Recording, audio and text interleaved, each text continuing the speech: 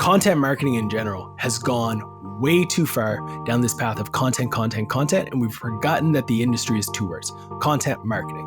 What is marketing? It's understanding the fundamentals of psychology of humans, of understanding that stories actually do matter, that humans want to be engaged, they want to laugh, and that we're not these robots that simply because something shows up in Google, we're going to transact because it's there. Thanks so much for tuning in to another episode of Content Briefly. Today I'm talking to my friend Ross Simmonds, who has been a longtime supporter and contributor to Superpath. We've done an AMA, we did an office hours, today we've got a podcast. Ross has just published his very first book, which is the primary subject of this conversation. It's called Create Once, Distribute Forever. I've got my advanced copy in my hand right now, and I'm looking forward to diving in. We talk a lot about the book itself, why now, where does distribution fit into not only Ross's career arc, but also just kind of the macro environment that we're all living in right now, which is uncertain to say the least, I would say. Anyways, Ross is always wonderful to chat with. He has tons of experience. There's no one more qualified to write this book, but he also just has a really thoughtful perspective on the B2B world, on content distribution specifically. And I really enjoyed this conversation. And we also get into a little bit of the meta process of finding a publisher, the writing process, all of which I think will probably be interesting to the writers out there. Really enjoyed this conversation. If you want to get the book, rosssimmons.com/book. You actually get a free chapter. There's an ebook. You can buy copies for your team, all that good stuff. So go check that out. And thanks so much to Ross for making time to do this with us. Hope you enjoy it. Hey everybody, Jimmy from Superpath here today with Ross Simmonds. Ross, we've done an AMA. We've done an office hours a while back. Today we're doing a podcast. We have a very special occasion today too. As we record, it's April 9th and it's your launch day for your new book. It is the launch, yes. Which I'm holding right here. Create Once, Distribute Forever. I got it yesterday, so I haven't read it yet. So I apologize. It's okay. Once you read it, I hope that you can find some value in it. And thank you for all the years of bringing me on. And the AMA was a hit. I can remember the adrenaline rushing after I went in through that with the looms I was dropping in through Superpath. That's right. It was so fun. So fun. We'll have to do those again one day. It feels like a marathon when you do it, or if you try to do it right. For sure.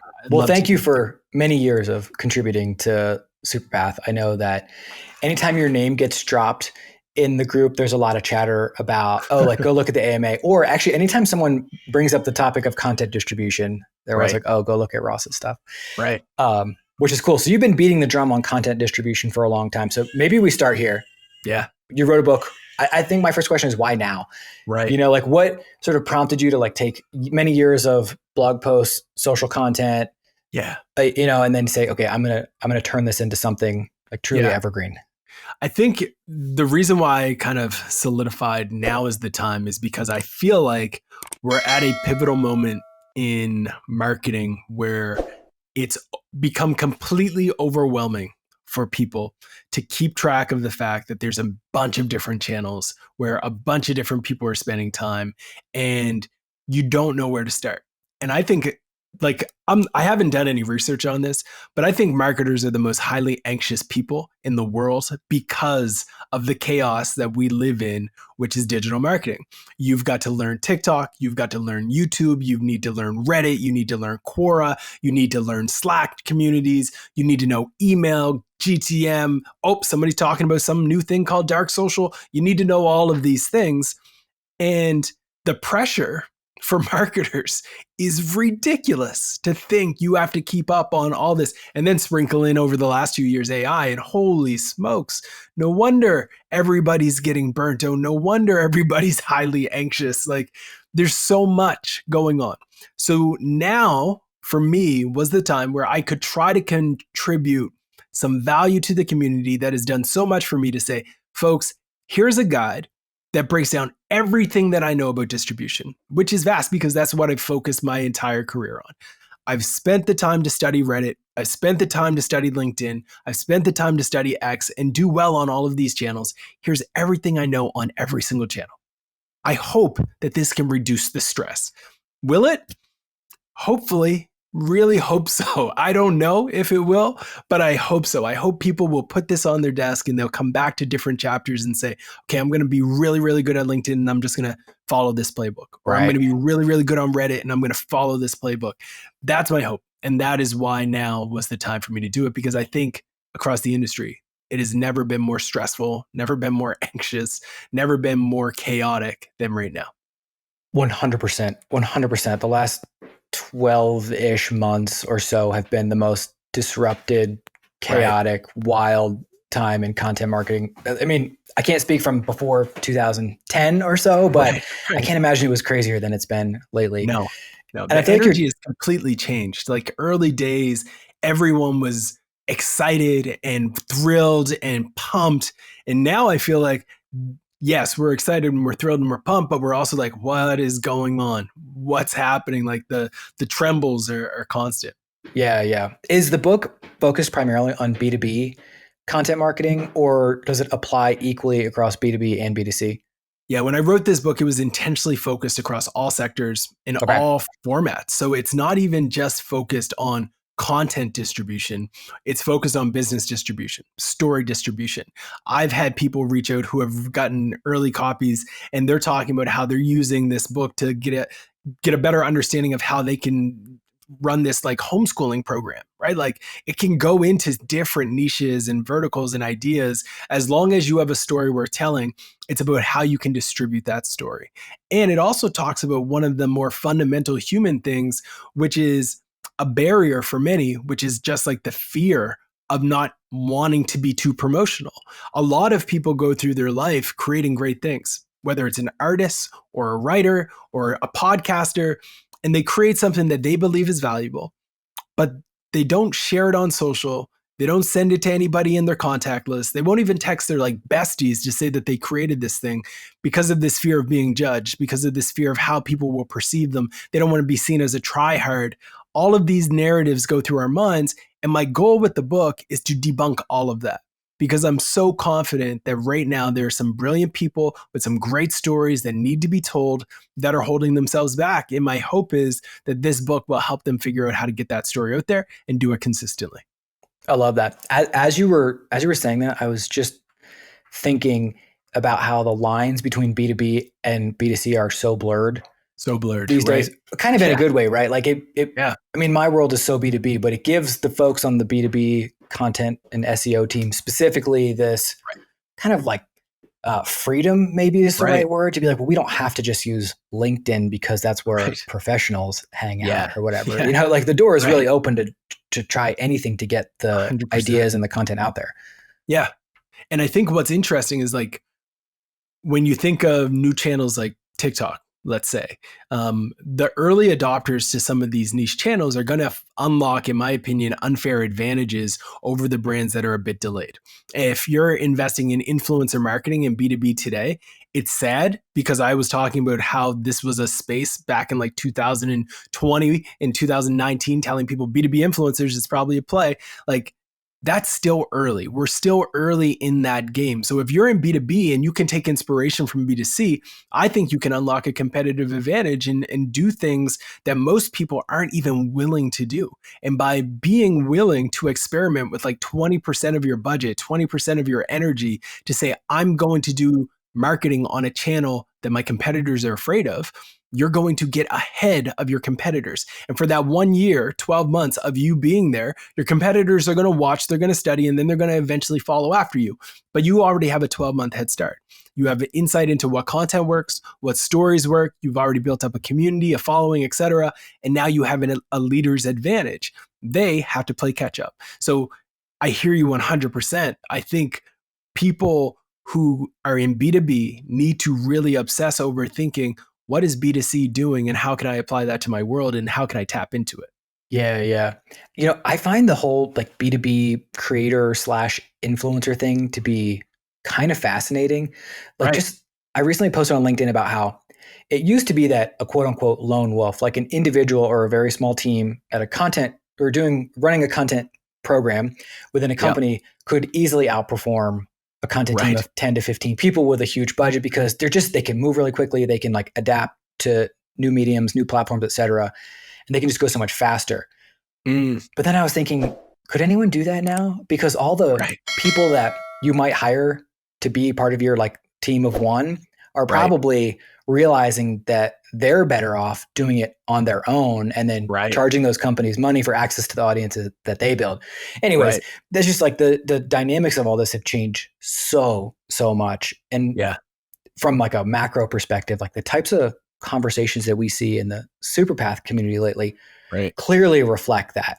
Like Yeah. there's so much uncertainty out there right now. Yeah. Like even related to that point, like should companies encourage their teams to have quote unquote Right. personal brands? Right. Does it Right. all have to be on the company platform? Can these Yeah. people do this stuff on the side? Should I even work Right. at a company if I could actually make more money Right. doing it? Anyways, Yeah, this is all it's over the true. place. They're all good points, right? Like, and I think that's one of the reasons.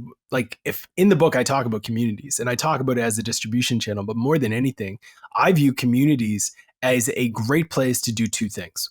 One, level up your entire career. I'm a massive believer in communities. I built my career arguably on the back of OG. I'm going to go way back into time. I don't think they even exist anymore, but like inbound.org, HubSpot, Yeah, Rand so Fishkin, they good. launched that. That was like one of my early communities where I was able to build up a lot of my career. And then growthhackers.com. I don't think either of them are like still active communities, but going into those spaces and having dialogue with colleagues and peers about things like distribution and me like fine tuning my ideas on distribution within those communities was ridiculously rewarding for my own mental capacity to be able to understand the space. And then I could take that and apply it to my work, to my clients, and to everyone around me.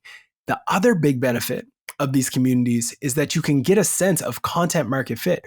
What are the stories that are trending within these niches, within these spaces that are relevant to you as a leader in your niche? If I go into Superpath and I'm trying to target marketers, let's say I run a marketing solution, I can go into that community and listen and watch and see how often people are talking about B2B influencers. And maybe that exact line that you just said around, okay, people are talking about whether or not they should go in-house to work and be the media engine internally. They're talking about whether or not they should become the media engine themselves, or whether or not they should just like create a group of people and offer it through like a network. Cool. You know what that turns into? It turns into a blog post that I'm going to now write, creating a piece on that topic. And then I go back to that community and I share it with them. And then I've added value to the community. When brands start thinking that way about how they can learn from communities and then give communities what they want, that is when you have content excellence and distribution excellence. And you don't get blocked and banned from the communities for adding value. So that's the thinking that I feel like a lot of organizations and marketing leaders should be applying to communities as well. And to your point, like if those are the dialogues happening in Superpath, there should be brands listening and monitoring and hearing that and then reacting based off of it too. Absolutely. Absolutely. I can tell that there's a handful, not many, but there's a handful of brands who must have like keyword alerts set up within the Right. group. Because you can Cool. tell like when a certain topic comes up, like they're there instantly. Right. And they're asking questions because they want to know Right. more about that Right. person's problem. And they were probably thinking, oh, okay, like Yeah. how does this affect our product? Like could we Right. do some marketing around this? Like what Right. does our sales team know that this is Is a that thing? cool to you? Like as the person who runs it, is that cool to you, cool with you? Like to have the brands in there monitoring and responding? Absolutely.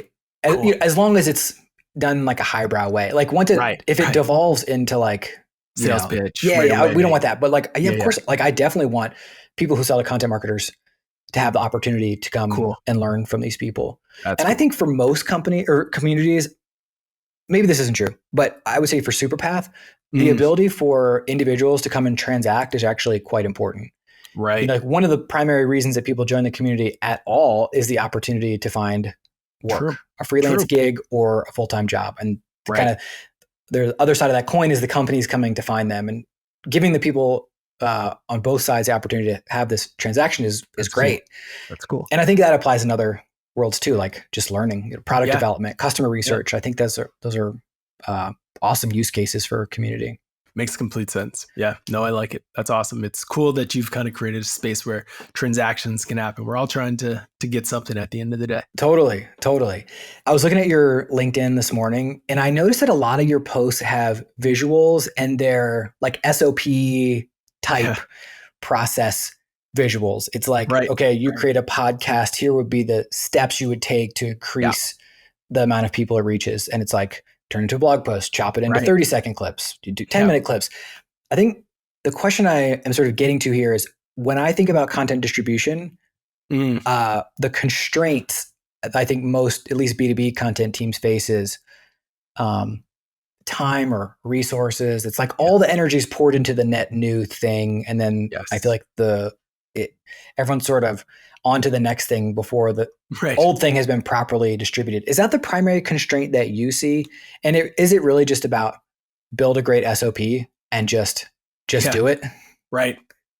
There's two primary constraints that hold brands back when it comes to content distribution. The first one is time. They have no time. They're already creating things.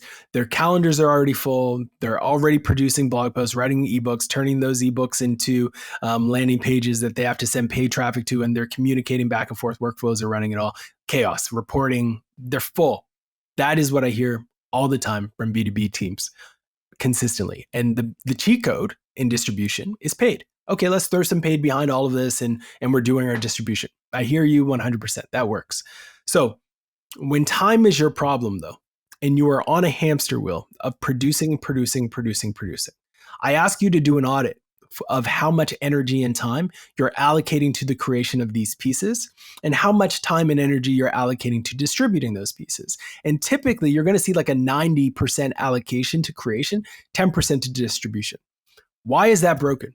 It's broken because the clock keeps ticking for the rest of our life. Like time keeps Right. going. The piece was created for 1 hour. You took 1 hour of your time to create this piece. And then for the rest of eternity, you've only allocated 10 minutes to amplify it and promote it. That's crazy to me. Because if that piece was good, you should probably promote it next week. You should probably promote it the week after because time continues, right? So when you have that mindset, how do you give yourself more time? There's two ways. Either one, you're going to reduce the amount of time and energy that you're putting into these things that you're creating because you can't amplify them enough anyway. You're creating too much content. Or you're going to give yourself leverage through another team or resource by bringing in a partner, a freelancer, an agency like Foundation, shameless plug, that you're going to find someone to support your distribution engine, or you're going to lean heavily into the SOP lane and you're going to say, okay, how can we manage this? And how can we give this to somebody who's going to own it within our org? And thanks to AI, some of these elements that used to take 4 hours to do with the repurposing can be done in a fraction of that amount of time. That is, without question, one of the biggest things holding brands back. The second one, though, I don't think it has anything to do with time. I don't think it has anything to do with any real excuse. I think the excuse is simply the fact that everyone is scared of being judged. Everyone is scared of being proven wrong, that their content isn't that good. What do I mean by that? Okay, so we've now actually distributed our pieces and we're getting met with crickets. What does that mean? It means the content's probably sucky. It means the content was probably not good. If you actually distribute your content and you reach 100% of every person in your ICP and not a single person cares about what you've created, but they've read it, that means your content's not good. And that can be scary. That can be really scary. But sometimes you have to face the truth and then use the truth to inform, okay, we need to think differently about our stories. We had to think differently about the type of content we're creating and then move from there. So if you can distribute your content and you can get it in front of people more effectively, you now can solidify whether or not this asset was worth creating. So increase your sample size. Be okay with it. It sucks sometimes. I've press publish on pieces and distributed them into communities and have been met with crickets, and it was brutal. But I realized, okay, that piece didn't hit because I didn't show any personality. I wasn't engaging. I was very 101 with the topic and I shared it in an advanced community. They think this is average. What was I thinking? I need to come into this community with a better level of content if I want to win there. So long story, a little bit longer. I think those are the two issues. I think with the time, it can be solved. I think with the fear of being judged and fear of having a piece that gets crickets can be solved as well. But it takes intention from the person behind the team and the creator to make that decision that they're going to do this thing anyway. Yeah, I think in all my years of experience, what you just described is exactly right. My old coworker, Ryan Law, back at Yeah. Animals, wrote this blog post years ago. The title was something like "The Secret to Content Promotion is Hiding in Plain Sight." Mm, And basically what he describes is all these B2B SaaS companies make almost exclusively SEO content. And right. then they try to use social and email to distribute that stuff. And it's just a mismatch. It's like Right. content created for an algorithm fed into basically a different algorithm. Right. You know what I mean? And I feel that one of the kind of macro trends we're seeing right now is a kind of like a return to Right. fundamentals in I, content I marketing. It's love it. like, I'm here for it. yeah, like if Yes. you create Yeah. stuff for the reader, it's Yeah. actually so much easier to Right. distribute it because you're not trying to force SEO stuff into the Yeah. LinkedIn algorithm or whatever, which is just not ever going to work. No, not at all. I think that's the key. I think it content marketing in general has gone way too far down this path of content, content, content, and we've forgotten that the industry is two words: content marketing. What is marketing? It's understanding the fundamentals of psychology of humans, of understanding that stories actually do matter, that humans want to be engaged, they want to laugh, and that we're not these robots that simply because something shows up in Google, we're going to transact because it's there. No, the reason why right now, today, things might change, but the reason why today the Google SERP is in complete chaos with a bunch of links from random sites with Reddit showing up and Quora showing up is because SEOs ruined Google. That's it. We ruined it because Google is now filled. If you go to Google and you try to find a mattress filled with a bunch of SEO optimized articles, driving to affiliate links with mattresses that you never actually tested, but an SEO and ChatGPT wrote this piece, so it's going to rank. Cool. You build some backlinks, it ranks. Cool. This is all the way that SEO has operated, and it's operated extremely well. But the issue is humans hated it. Humans Yeah, hated right. going to the SERP, clicking on these pieces and getting mediocre posts that were average, and then getting a mattress that didn't match up with what it expected. So Google has to respond. And how does Google respond? By understanding that humans trust humans and humans want to consume content from people who are actually passionate about certain topics. So they start to show Reddit in the SERP. They start to show Quora in the SERP. They're trying their hardest to give us value in the SERP. Is it working? Not really. It's chaotic mess still. But what do brands do amidst all of this chaos? My recommendation is just as you described, go back to fundamentals. Is SEO important? 100%. Should you create a bunch of content to rank in the SERP, but also get scraped by the LLMs and then get that to be trained to communicate back to your ideal customers? 100%. But the content that you optimize needs to be good. You cannot create mediocre content, asking ChatGPT to write you a blog post and press publish on it, throw in an image or two, and then call it a day and think that that's going to win. It might temporarily, but when you get dinged by the algorithm and you start getting people saying this is trash, you will start to realize the impact that that has not only on your brand, but also on the algorithm in your SERP. So my reco is simple: embrace the fundamentals of creating highly valuable content, optimize it for search, and then let it win. Or create content with the intent of having it seeded into communities, thought leadership driven content, or intent around social media sharing. Cool. Create with intent. When you start with that, it makes the entire game easier. Do you think it's fair to say that almost all companies should create less net new content? Or is that too much of an oversimplification? It is too much of a simplification because there's so many companies in the world, right? And that's the only reason. If we were talking about the vast majority of the brands that are investing in content marketing at a like significant scale, yes, they can produce less. But the vast majority of the companies in the world are small mom and pop shops who actually don't create content and they don't even have like a Facebook page. So Sure. they Got it. need to Yeah. create something. Like they should be doing it. So most businesses, yes, 100%. But a lot of the like more um, more senior organizations that have been in the game for a while, they can scale it back because they're playing, in my opinion, an old playbook. The old playbook just won't continue to work. I think a lot of the smaller early stage companies and like mom and pop shops, which make up the vast majority of like the general business world, they just need to get started. Like they just need to jump on and start creating because they're losing out on so much value. But the vast majority of the B2B brands that you and I would talk to, yes, they need to slow it down and start focusing a little bit more on distribution. Yeah. I love it. I do want to ask you, Russ, a little bit, if you're open to talking Let's do it. about the meta process of writing a book. Like the people Yeah. listening to this podcast are content marketers, they're writers.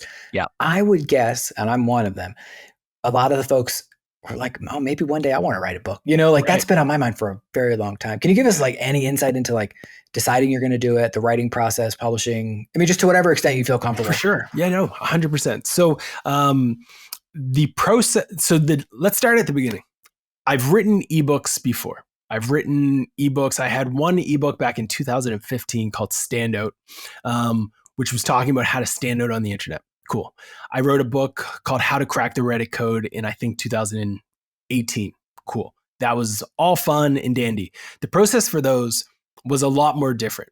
The process for those was similar in the sense that you have to just find time. So I had to block off time in my calendar, make a commitment to myself that I'm going to write like 1,000 words each of these days, 100 words each of these days, and just block off time.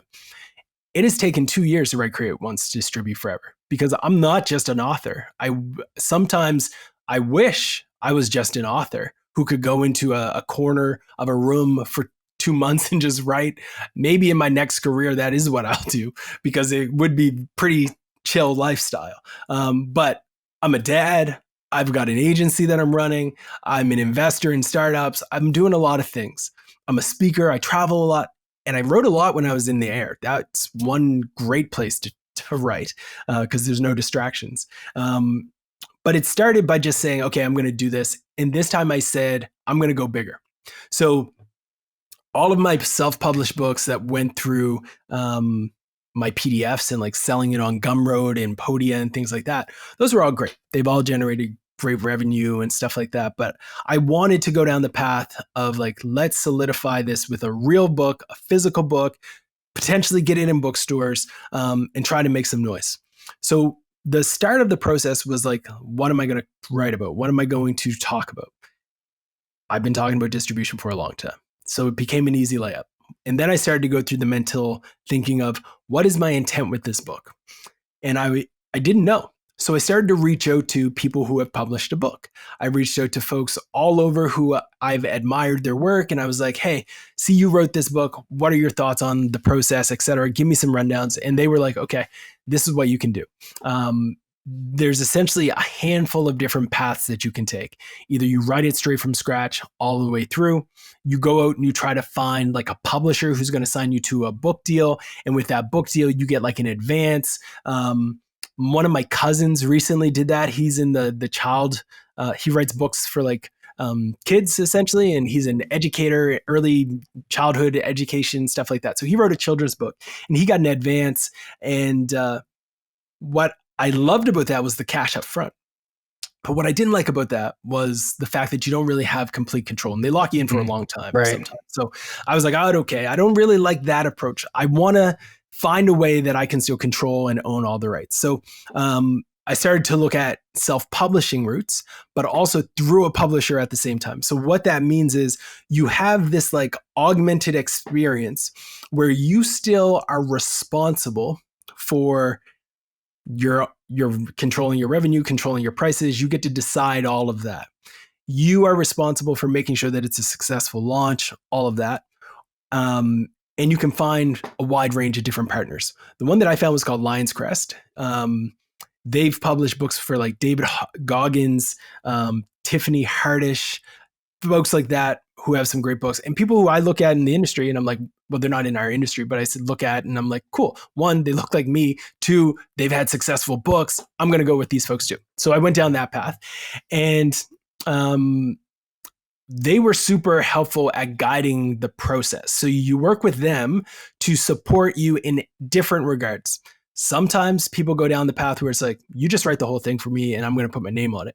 I took the path of, I'm going to create a bunch of this stuff and have like a coach who facilitates like making sure I do it and stay on track. They didn't really keep me on track because it's been 2 years. It was supposed to be like 8 months or less, but things happened and I didn't. Yeah, I was just going. So that was the process. So what does that look like? They essentially hold you accountable to stating when things are due, writing chapters, getting it out there. They work with you on like your flow, your story, your narrative, and things like that. And they're essentially like an accountability coach, so to speak. And that was my process. Upon completion, they then guide you along the way of like, okay, you're going to need to upload these files to this. Here's some other ways that you need to promote it.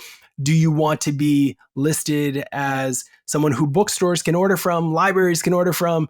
They ask you all these questions, you answer the questions, and then you have to either pay more or not pay to get that distribution. And then it goes from there. So the process is essentially that. It's pretty much like, for me anyway, my process was having them to kind of guide, coach, support, ensure that I was not writing a long blog post, but instead writing a book, which was cool. And then from there, also the support in giving that coaching around, okay, this is how you set up pre-orders and things like that, like things that I just didn't want to work there's with. so much involved in all that. So much involved. And luckily, like at Foundation, I've got a team. So 2 colleagues at Foundation, Leah and Ina, supported deeply in a lot of the ongoing tasks associated with the launch. So like coordinating the launch on Indigo, Chapters, Target, all of that stuff, making sure that the books were circulated through all of these bookstores, independent bookstores. The publishing space is a beast on its own. And then thinking through, okay, what am I actually doing this for? Am I creating this book because I want to be a New York Times bestseller? Am I creating this book because I want to get this story out there and solidify myself as like the thought leader in distribution? Am I publishing this book because I want to increase my speaker rates? All of these things became a part of the reasoning and the rationale and the strategy around the book and what I should be thinking about. And upon concluding that my reasoning was really to put my stamp on my career of saying distribution has had 10 years of my life. This is my distribution book. I probably won't write another one, but this is going to be like a staple moment for my career. My life was kind of like what I wanted to do. So that's what this is. It's not really, to me, I don't know. I'm going through like this. It's not a quarter life crisis anymore because I'm older, but like I'm in this moment where I'm trying to figure out, like, is this the beginning of the distribution or the midway point of the distribution story? Or is this the end of the distribution story? Have I gotten the message out there? Is this final outcome? And if people want to learn about distribution, this is where I point them. And now I explore new stories, new opportunities, new ideas. I don't know. And I've never said that out loud, definitely not on a public address. That's fascinating. It's interesting. That's fascinating. Well, I feel like very much related to that, like our industry is, maybe upheaval is too strong of a word, but like there is a lot of uncertainty out there about like, well, how is AI going to influence business, specifically marketing, like, related to things like SEO, like, who knows? You know what I mean? Like, it's true. You might have to write another book in like 10 years. I might have when we know more about all of that. Exactly. I've got so many ideas on stories that I want to tell. Like, that's why I think like where I go with my next book will be interesting, because there will be another book. I just don't know where I'm going to go because there's so many things that I'm deeply curious about right now. Yeah. And that is what led me down the path of distribution. It's just curiosity. What led me down B2B? I was just curious about how these companies ran their content engines, and I started to study them and then write about them. And then millions of people were like reading and interested in it. And that's kind of been the game. It's just like I follow what I'm curious about. And right now I'm very, very curious about the implications of AI on content, and how that content influences us as people, the psychology of it all. All of this stuff is just mind blowing to me. And I think it's going to be an interesting next few years. Yeah, for sure. I want to be respectful of your time, Ross, because today is your launch day. I could ask you so many questions about what you just said, but maybe we'll save them. We'll do another round through after the distribution buzz is kind of settled down a bit. Yeah, for sure. Thank you so much for making time. Also, congratulations. Like, no one is more qualified to write this book than you. Appreciate you. I would encourage folks to check it out. Create once, distribute forever. Where's the best place for people to buy, or do you have a preference of where they check it out? Yeah, folks can go directly to Amazon. You can go to, I think it's called Hickory Host if you're not an Amazon fan. You can also get I think the Kindle version is available for sale for very cheap. So you can get that for just $1. And then if you want a bundle, I'm offering an exclusive package to organizations who want to buy a bunch for their team, who might even want some of the special bonus offerings like me coming in and speaking to their team at rosssimmons.com/book. So you can check that out, and it has a bunch of different options for people who might want to buy a bunch as well as a few different bonuses. But Jimmy, thank you so much for having me on. It's been multiple years of collaboration and hopefully me adding value to the Superpath community. Huge, and yes. I hope this was valuable again. And I appreciate you and all that you do. And I look forward to your book, maybe on Community at some point. One day. Thanks, Ross. Really appreciate it, man. And we'll talk to you soon.